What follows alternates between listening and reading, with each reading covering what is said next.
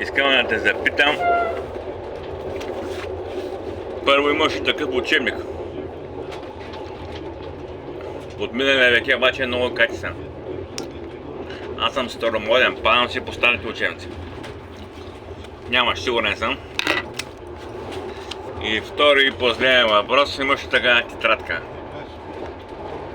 Сигурен съм, че нямаш. Water Polo. Обаче да играеш в Сърбия. Като мене. На ден 5 часа тренировка. Сутрин отивах 6:30 сутринта. Треньорът каза, какво правиш тук, ти толкова рано?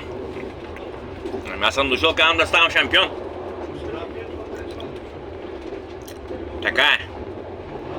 Не ти ли идва отвътре, нищо не става в този живот.